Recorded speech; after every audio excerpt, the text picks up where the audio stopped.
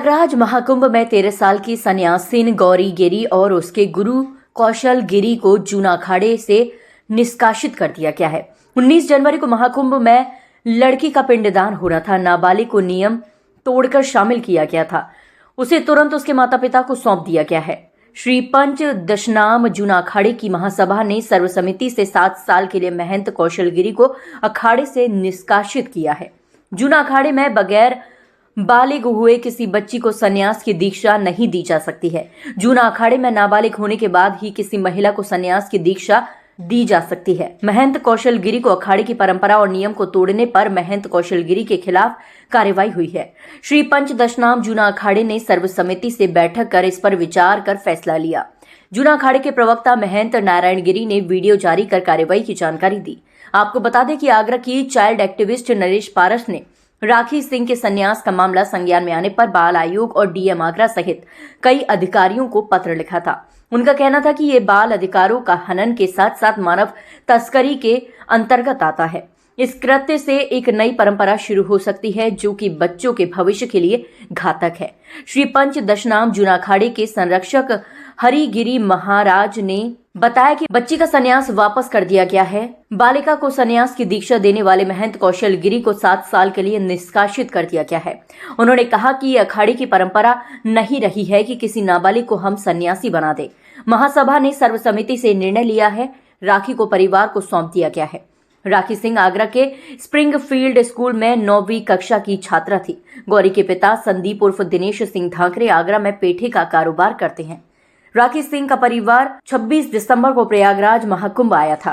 जानकारी के अनुसार कारोबी दिनेश सिंह का परिवार श्री पंच दशनाम जूना अखाड़े के महंत कौशल गिरी से कई सालों से जुड़ा है। पिता संदीप सिंह ने महाकुंभ में अपनी बेटी राखी को महंत कौशल गिरी को दान कर दिया था। तो बताया गया कि इस बच्ची को दान में दिया गया। यह कोई बच्ची वस्तु नहीं थी, एक जीवित बालिका थी, यानी कि इसको मानव तस्करी के दायरे में आता है। ये इनको बच्चियों को दिया गया। और अगर कोई बच्ची को अगर कोई सुपुर्दगी में देता है या फिर उसको किसी को दान देता है तो उसके लिए अलग प्रक्रिया बनी हुई है। चाइल्ड वेलफेयर कमेटी के सामने ऐसे बच्चों को प्रोड्यूस किया जाता है, तब फिर चाइल्ड वेलफेयर कमेटी उनका संज्ञान लेती है।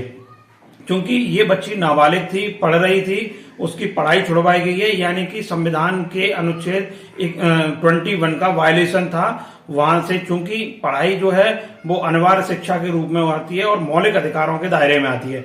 ये मौलिक अधिकारों से उसे वंचित कर दिया गया।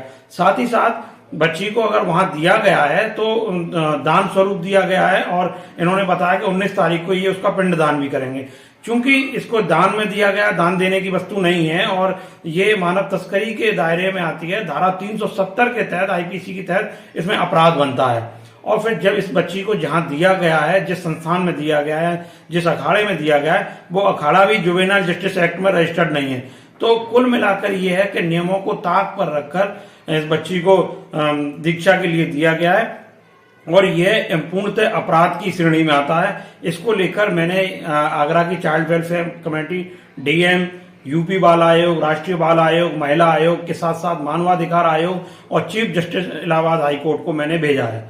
क्योंकि ये मामला आपराधिक मामला है, मैंने मांग की है कि इस बच्ची को वहां से रेस्क्यू कराया जाए। रेस्क्यू कराने के बाद में इसकी काउंसलिंग कराई जाए, तभी सही तथ्यों का पता चल पाएगा। और जो आरोपी हैं जिन्होंने इस बच्ची को बेचा है, जहां दिया है, उनके खिलाफ कार्रवाई की जाए।